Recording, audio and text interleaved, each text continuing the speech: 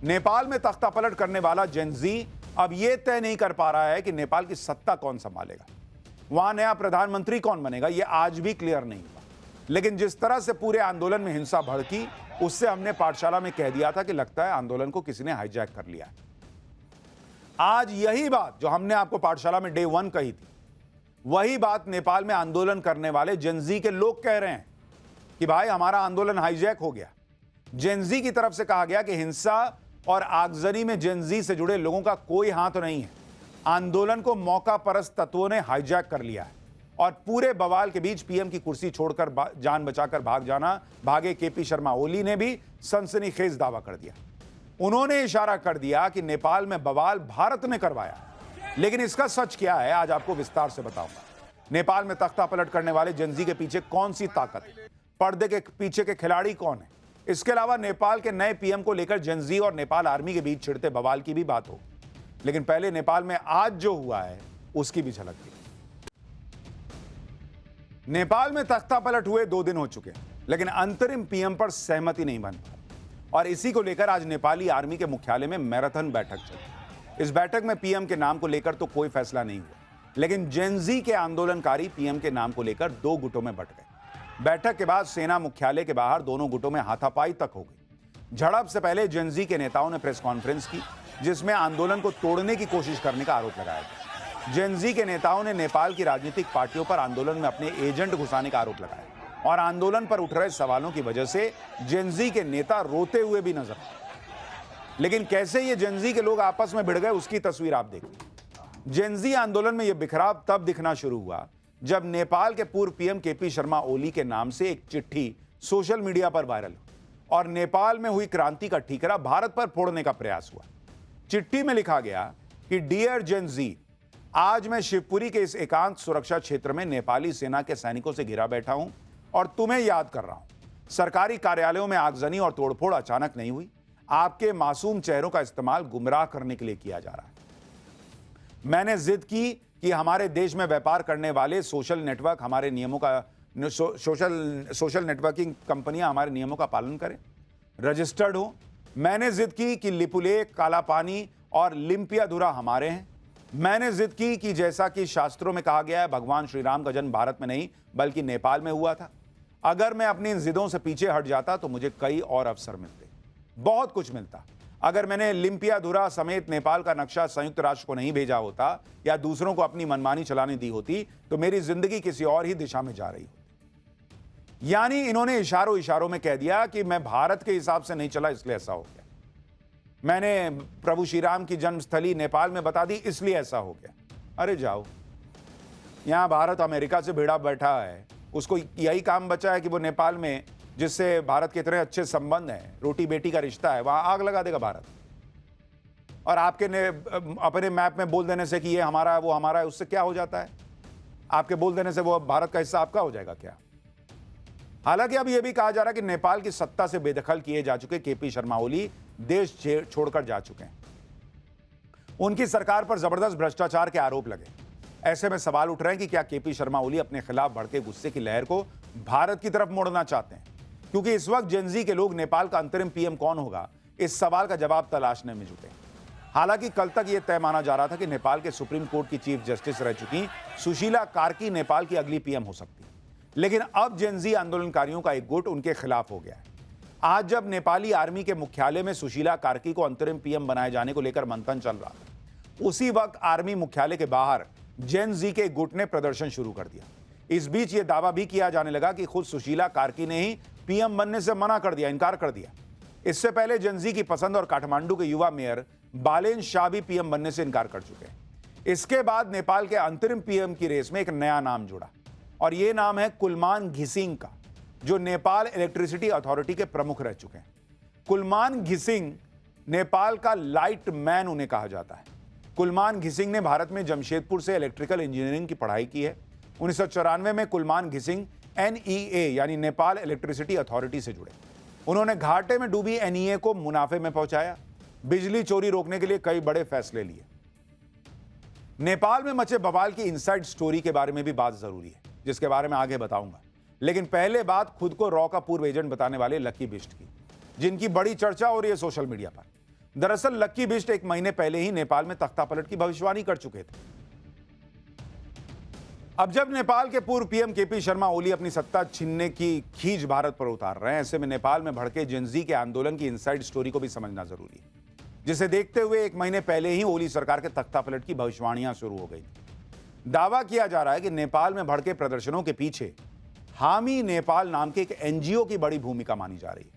इस एनजीओ ने इंस्टाग्राम और डिस्कॉर्ड जैसे प्लेटफॉर्म्स का इस्तेमाल कर आंदोलन के लिए छात्रों को एकजुट किया। एनजीओ ने अपने सोशल मीडिया हैंडल्स पर हाउ टू प्रोटेस्ट नाम से वीडियो भी अपलोड किए, जिसमें प्रदर्शन के लिए छात्रों को कॉलेज बैग, किताबें लाने और स्कूल यूनिफॉर्म पहनने की सलाह दी गई। प्रदर्शनकारियों के हाथों में एनजीओ की तरफ से जारी यूथ अगेंस्ट करप्शन का बैनर भी नजर आया।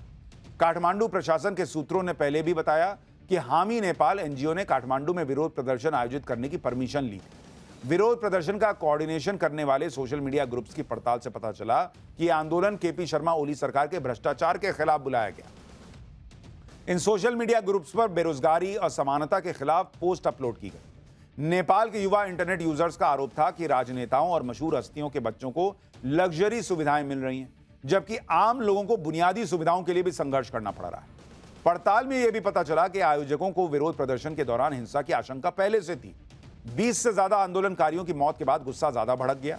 मौत के लिए सुरक्षा बलों को जिम्मेदार बताया गया और सोशल मीडिया हैंडल्स पर प्रधानमंत्री समेत दूसरे मंत्रियों के घरों में बोतल बम फेंकने की चर्चा होने लगी। एक यूजर ने तो आंदोलनकारियों की मौत का बदला लेने के लिए मशीन गन तक की डिमांड कर दी। इसके बाद नेपाल के मंत्री प्रदर्शनकारियों के निशाने पर आ गए। किस तरह नेपाल के संचार मंत्री प्रदर्शनकारियों के सामने जान बचाने के लिए हाथ जोड़कर खड़े हैं और उसके बाद भी उनके घर को आग लगा दी गई, उसकी तस्वीरें आप देखिए। अब आपको यह भी बताता हूं कि जेनजी के जिस आंदोलन की वजह से नेपाल में 48 घंटों के अंदर तख्तापलट हो गया, पीएम और मंत्री जान बचाकर भाग खड़े हुए, पूरी तरह से उथल पुथल मच गई। सोशल मीडिया पर उस आंदोलन को खड़ा करने वाले एनजीओ हामी नेपाल पर आंदोलन के लिए विदेशी फंडिंग लेने के आरोप लग रहे हैं। हामी नेपाल को नेपाल की ही बारबरा फाउंडेशन से कई बार फंडिंग मिली। हामी नेपाल एनजीओ को नेपाल में ऑफिस स्पेस भी बारबरा फाउंडेशन ने दिया। इसके अलावा कई दूसरी विदेशी संस्थाओं से भी करीब 20 करोड़ रुपए की फंडिंग जुटाई गई। हामी नेपाल के तार ऐसे लोगों से जुड़े हैं जिन पर खुद भ्रष्टाचार के गंभीर आरोप हैं। एनजीओ हामी नेपाल के मेंटोर माने जाने वाले दीपक भट्ट पर आर्म्स डील में फायदा उठाने के आरोप है। इसी तरह हामी नेपाल के फाइनेंशियल सपोर्टर साहिल अग्रवाल को कोविड के वक्त थर्मामीटर की ब्लैक मार्केटिंग के आरोप में गिरफ्तार किया जा चुका है। किसी देश को अस्थिर करने के लिए एनजीओ को होने वाली विदेशी फंडिंग कितनी खतरनाक हो सकती है, इसे भारत के नजरिए से भी समझना जरूरी है, क्योंकि भारत में नेपाल, बांग्लादेश या श्रीलंका जैसे हालात बनने से रोकने के लिए जब जब पीएम मोदी ने एक्शन लिया, तब तब एक इकोसिस्टम इस पर सवाल उठाने से नहीं चूकता। जैसे साल 2019 में मोदी सरकार ने बताया था कि 2014 से 2019 के बीच संदिग्ध विदेशी फंडिंग को लेकर 14,500 एनजीओ को बैन किया गया था। इन एनजीओ पर फंडिंग लेने में नियमों की अनदेखी का आरोप था। इसके अलावा एंटी इंडिया प्रोपेगेंडा फैलाने वाली कई संस्थाओं जैसे ऑक्सफैम, एमनेस्टी इंटरनेशनल इंडिया पर विदेशी फंडिंग से जुड़े आरोपों पर एक्शन हुआ। अब यह भी देखिए कि सीए प्रोटेस्ट के दौरान 2020 में दिल्ली में जो दंगे हुए, उनकी जांच के दौरान पुलिस ने दावा किया था कि आरोपियों को ओमान और यूएई जैसे देशों से फंडिंग मिली। यही नहीं, सीए प्रोटेस्ट से जुड़ी संस्थाओं को भी सऊदी अरब, यूएई, ओमान और कतर से फंडिंग मिलने का आरोप लगा, जिसका दावा पुलिस ने चार्जशीट में भी किया। इसी तरह 2022 में मोदी सरकार ने पीएफआई को बैन किया, जिस पर टेरर फंडिंग के गंभीर आरोप लगे। पीएफआई पर खाड़ी देशों से फंड जुटाने का आरोप लगा। दिल्ली और हाथरस में हुए दंगों के लिए भी पीएफआई पर चीन से फंड जुटाने का आरोप लगा। जांच में यह भी पता चला कि दिल्ली दंगे के आरोप भगोड़े जाकिर नाइक से जुड़ते मिले और उनके एनजीओ को मलेशिया से फंडिंग हुई। यानी नरेंद्र मोदी सरकार ने प्रोएक्टिवली काम किया, वरना प्रयास तो कई लोग कर रहे थे, ऐसा आरोप लगता है।